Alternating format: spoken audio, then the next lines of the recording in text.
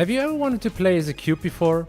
If no, stick with me, maybe it'll change your mind, but if yes, then I hope you will enjoy together with me the game Flat Heroes that we're gonna take a look at today.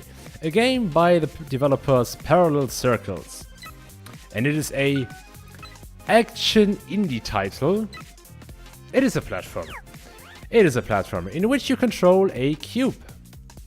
And with said cube, you have multiple worlds, and each world has 15 levels, and you have to survive through each 15 levels. What the fudge does this do? And each stage introduces, or not introduces, each stage has different kind of hazards that you want to deal with. And as you progress through the game, you are introduced to more and more hazards. This weird box that appears next to me is something new, which is why it caught me off guard. We're playing right now the third world. So the first 30 levels I've already done, beaten 2 bosses in that time. Can I push this thing? No, I cannot. What are you? What? Okay, something I can destroy. Okay. Okay, sure, whatever. That was weird. And yeah, your objective is to, well, get to the next level. How do you do that? Either you survive everything, or you destroy everything. It's either one of those two.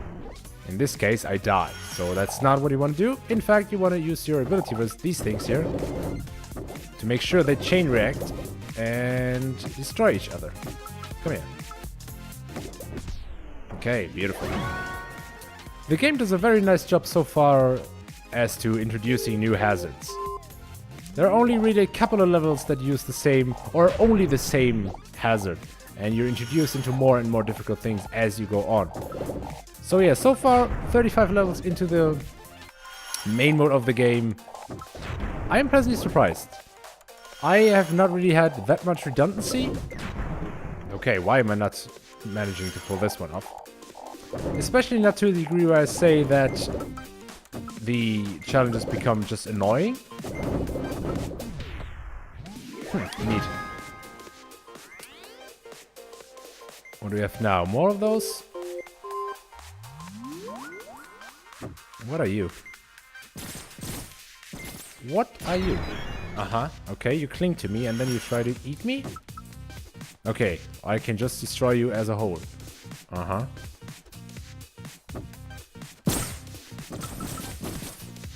And I guess that's what I have to do. Destroy all of you. Okay, so obviously... Oh! Okay, so I have to destroy the white circle before it... Or to not let it spawn more things. Interesting. The game really does a lot of things really well. First of all, the controls, which are obviously for a platformer like this, the most important aspect. And it feels beautiful. It is incredibly fluid. However, I have to say that I tried it with the mouse and, or rather just the keyboard first. And I felt like I'm too stupid for that. Like, I don't want to say it's the game's fault that is really difficult. However, I just couldn't do it. After like a couple of levels, I had to give up on that because I just couldn't wrap my head around the different A, the movement, and B, the abilities you have to use. However, now that I'm playing it with a controller, I have to say that it is way better. And does, in fact, feel super fluid. The worst thing for platformers is, in my opinion, is if they basically make you feel like you died because of shitty controls. That should never be the case. You should always die because you yourself did something wrong. And so far, in all the deaths I've had in this game, that is precisely what it feels like. Did we have that level just now? What are they gonna throw into this game? What?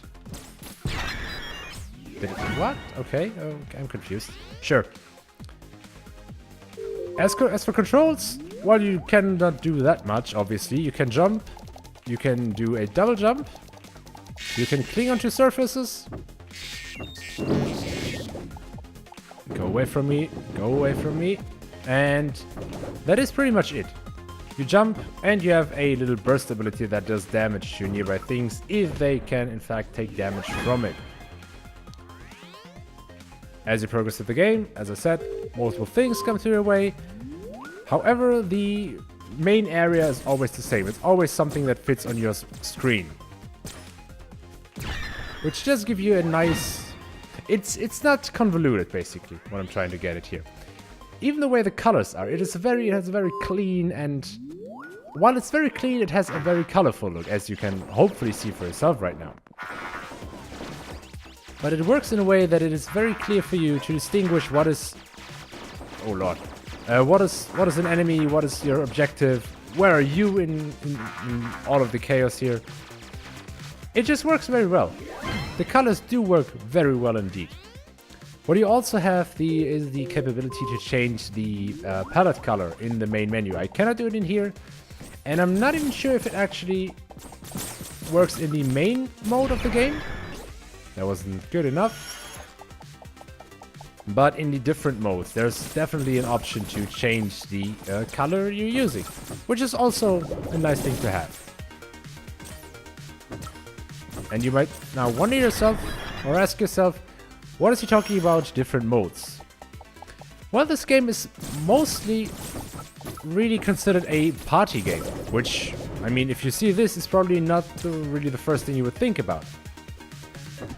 However, even this mode, you can play with up to 4 people. Boss fight time, by the way.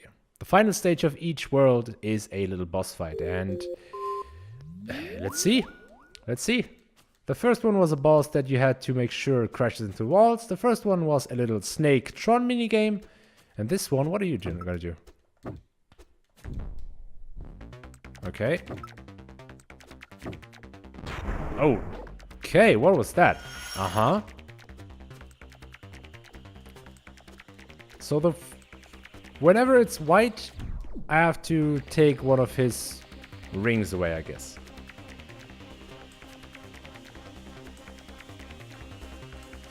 Okay, are we playing Mario Brothers now? Oh, lord, okay. That was bad. So far, I'm not really sure what to do. So now he starts spitting out these yellow circles. Some of them explode. Why do they do that?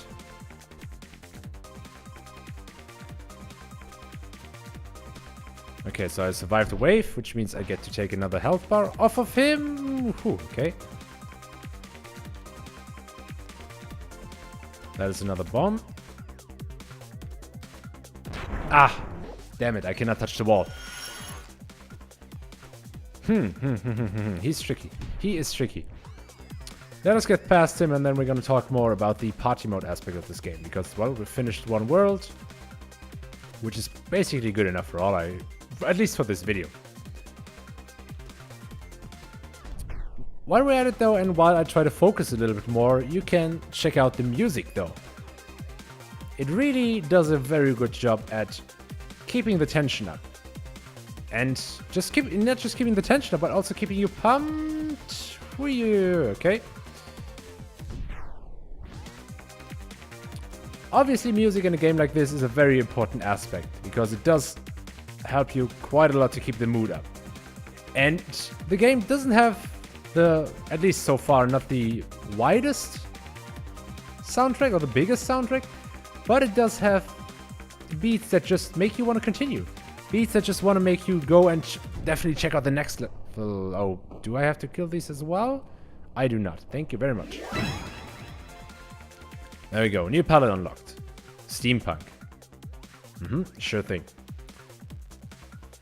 Yeah, the music does keep you upbeat and makes you want to continue on and try out the next stage and the next stage and the stage after that. However, we're not going to do that right now. We're going to back to the main menu and see first of all that when you finish a world, you get the speedrun ability, which basically, if we just hop right into it really quickly without really finishing it,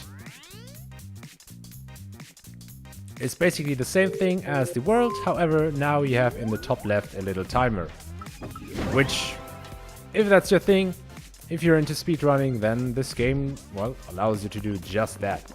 It keeps on going until you finish the final boss of the speedrun, no, of the world. Not of the speedrun, of the world. So actually, let me just check real quick how I can do here. I'll see you at the end of it. Final hit now. The boss unfortunately has taken me way longer than it should have. I think I'm actually have been longer here than on my last run, which is kind of not how things are supposed to go. But, well, that's what it is. But you can see my time in the top left now, which is really bad, actually. However, if you play the game yourself and you did the speedrun yourself, I would like to know what time you took. And 1 out of 3 stars. That was terrible. However, we're going to keep it at that for now. The last thing I want to check, and rather, well, not check, but show you, are that there are multiple party modes, basically. Currently I have unlocked Zones, Battle, Runner, and Catch. I'm sure there are more to come. However, those 4 are those that I currently have. And I think I'm just gonna stick with like 1 or 2. Because, unfortunately, all of those are made to play with other people. No, what am I doing? Add AI, that's what I'm doing. As I do not have anybody here, and as far as I know, you cannot play this game on Steam, with Steam multiplayer. I'm just gonna play with, well, AI. And these different party modes are kind of cool. However, again, with the AI, they're kind of trash. And to me personally, they are way too hectic, I'm gonna say. As you can see, we're just flying around everywhere. And you need to focus on your own character, which, by the way, I'm white here. And with your shield or attack ability or whatever you want to call it, you have to get 15 kills. And whoever does so first wins the match. There's really nothing more else to it other than it being a nice little party mode. Against the AI, it is what it is, right? It is what it is. I don't think that you would find too much enjoyment out of this versus the AI. I know I will never play this again after this video in these party modes. At least those that I have tried already. But yeah, again, with friends, I'm pretty sure this could be hella fun. And here we are. White was the winner. In some modes, the AI is actually too stupid to actually go for the objective, which is kind of unfortunate, to be honest. And let's try one more, maybe. I think Runner was kind of decent. Or Catch. No, let's go with Zones. Let's actually go with Zones. No.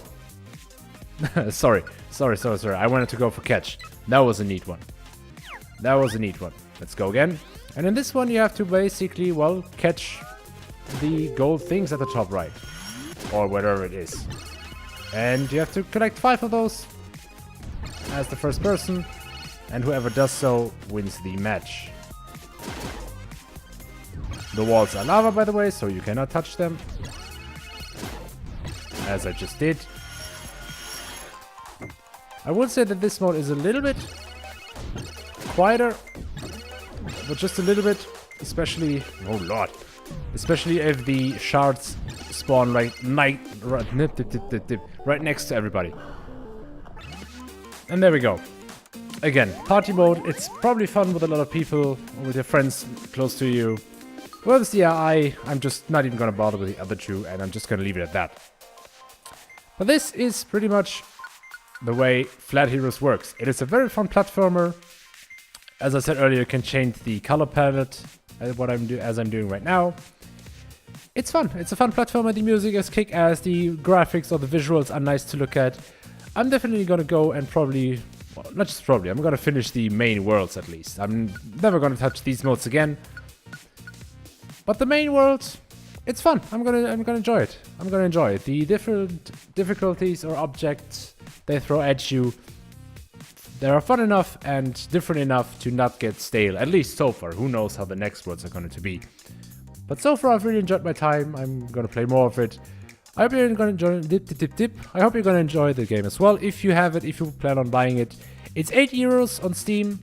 Not really that much. What can you expect really from something like this? It's a fun game. I can recommend it. Thank you everyone for watching. I hope I'll see you next time. Take care.